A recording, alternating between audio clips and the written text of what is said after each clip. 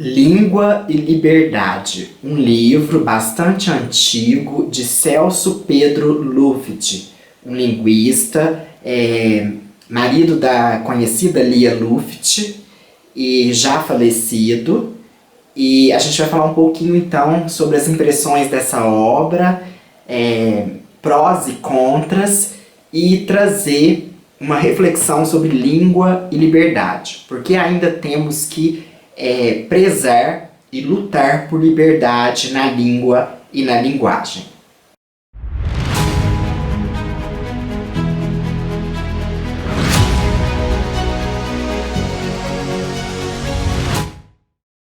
Quando eu li o livro, eu gostei bastante, enquanto eu estava fazendo a leitura, me encantei muito, achei que tinha muito a ver com a sociolinguística, com as pesquisas do Marcos Banho, né, no Preconceito Linguístico e outras obras. Mas aí, quando eu fui fazer a pesquisa para este vídeo, fui pesquisar um pouquinho mais quem foi Celso Pedro Luft. Eu vi que ele era um gramático ferrenho, né? Então ele publicou várias gramáticas, vários dicionários, vários manuais. E aí eu falei, então tem algo contraditório, porque no livro se preza por um estudo diferente da gramática, por uma concepção mais libertária da língua, né? Mas a gente vai fazer algumas considerações a respeito. Vamos falar primeiro um pouquinho de quem era Celso Pedro Luft. Ele nasceu em 1921 e morreu em 1995. Ele formou na PUC do Rio Grande do Sul, e foi professor da Universidade Federal do Rio Grande do Sul. Ele é de origem, de descendência alemã, o pai era alemão, e teve voltou-se muito para a música, para as letras, que era um gosto vindo do pai. Em 1940 ele cursa letras clássicas, com gramática grega, latina e portuguesa, e vai se especializar, vai ter um grande apreço pela filologia clássica. Em 1947 ele vai ingressar na PUC do Rio Grande do Sul e faz cursos na França, fez cursos em Portugal, e o livro mais famoso dele é A Moderna Gramática Brasileira. O livro Língua e Liberdade, por uma nova concepção de língua materna, a versão original, a primeira edição, é de 1985, então é bem antigo, 35 anos, a minha idade. E essa edição que eu tenho aqui em mãos é uma edição já pós-mortem, do autor, é a 8ª edição de 2004. Como ele é dividido? São 6 capítulos. O primeiro, subversão linguística. No segundo, a teoria da linguagem. O terceiro, nascemos programados para falar. No quarto, teoria gramatical implícita e explícita. O quinto, sobre a inutilidade e nocividade do ensino gramaticalista da língua materna. E o sexto, língua e liberdade. Então, o que o autor propõe? Uma visão libertária da língua, que todos os falantes sabem a gramática natural da língua. E que a gramática que se ensina na escola é uma gramática artificial, é uma gramática adquirida. Mas que a gramática natural, todos os falantes têm a concepção. Isso é muito bom, Ao mesmo tempo, se temos língua e liberdade, a liberdade bem próxima aí da questão da língua, é porque já subentende-se que não há. Que a língua nos é imposta, que a língua divide a sociedade em classes, que a língua é um mecanismo aí de poder também. Então, pesquisando, a gente encontra um artigo, na verdade uma resenha do livro, que tem o mesmo título do livro, de Suzana da Silveira Gonçalves, publicada na revista Fragmento, do Laboratório Corpus, da Universidade Federal de Santa Maria. E a Suzana também faz parte do laboratório. Na revista Fragmento, edição número 28, de janeiro-março de 2011.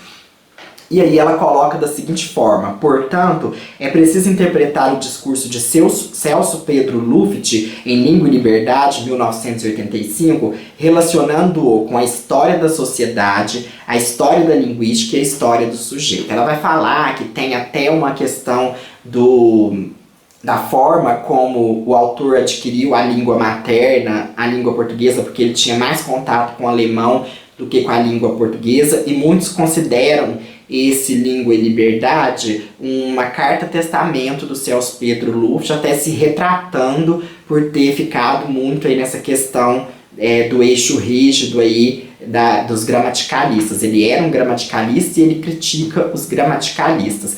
Ao mesmo tempo que há uma retratação, a Suzana, no seu artigo, vai dizer que não, que ele sempre gostou, ele deixou isso bem claro, ele sempre exerceu esse poder também, né, de quem domina a língua. Então é bastante contraditório o livro, mas é um livro que, no que ele vem dizendo ali, ele é bastante interessante, mas é preciso um olhar atento, como a autora Suzana da Silveira Gonçalves teve, para a gente pegar as entrelinhas. Então, a história da sociedade, né, o que a sociedade passa em termos linguísticos, a opressão que sofremos, que as camadas populares sofrem em relação à questão da linguagem, a história da linguística, porque ela se transformou, não é mais um estudo, não se deve ter apenas um estudo gramaticalista, e a história do sujeito, né, esse sujeito, Celso Pedro Luft, as condições de produção que esse texto foi elaborado. Ele vai se basear, na maioria das vezes, em Noam Chomsky, linguista norte-americano, da gramática gerativa, para o qual a gramática se encontra internalizada em todos os sujeitos falantes. Mas a gente coloca, né, nesse artigo da Suzana, que o sujeito social ele é interpelado por uma formação discursiva com a qual ele se identifica, né? Então, o Celso Pedro Luft ele está tentando desfazer esse jogo gramatiqueiro que existe nas escolas, tentando colocar um novo ensino de gramática nas escolas, mas ele é interpelado por essa ideologia que ele mesmo praticou, né, o estudo que ele mesmo praticou. Mas, por outro lado, nós vamos ver que a gramática hoje, ela não é que ela não deva ser ensinada, ela deve ser ensinada sim, mas nós temos outros contrapontos para explorar no ensino da língua. Que a língua não é só, e o ensino da língua, da linguagem, não é só uma gramática normativa, não é só ensinar regras. Deve-se ensinar a língua em uso, e por isso é muito importante a questão da variação linguística, das variantes, e pensar que o bom exercício da linguagem é sempre um exercício de liberdade, mas que nas conjunturas que vivemos no nosso país, nem sempre isso é possível. E muitas vezes são sujeitos oprimidos que são afetados por esse poder dominante da língua, de uma língua que já nos foi imposta desde a colonização.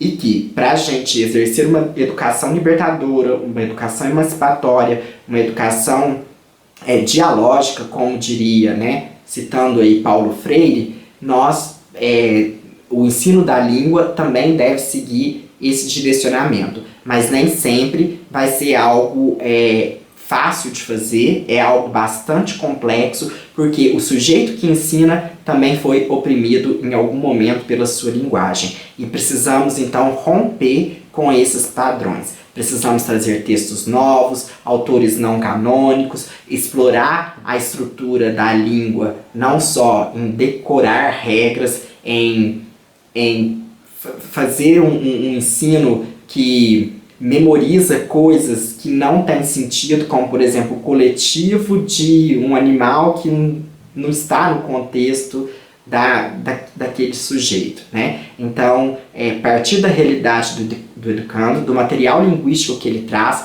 o próprio professor não ser preconceituoso. Eu tenho escutado muitos alunos dizerem que sofreram preconceito das suas leituras, dos seus gostos literários e da sua forma de usar a linguagem com professores de língua portuguesa. Isso é muito triste. E a gente precisa, então, partir dessa realidade do aluno. O aluno não chega na escola com zero de linguagem. E todos somos falantes.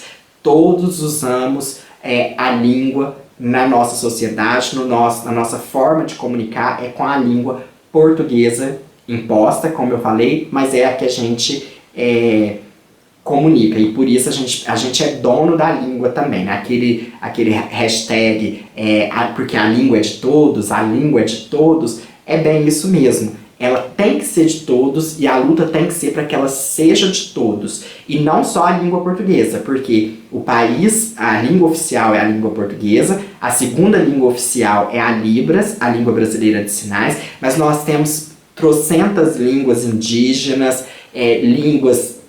outros falares que permanecem aí na cultura brasileira. Então, possamos promover, sim, a libertação por meio da linguagem, para termos língua e linguagem por uma nova concepção de língua materna e de língua e linguagem também, não só da nossa língua materna, mas que não seja de fato um mascaramento, um meia-culpa, mas que sofre uma interpelação de algo que não conseguiu se fazer e ainda bate na tecla que se é libertário, impondo aí um ensino gramaticalista.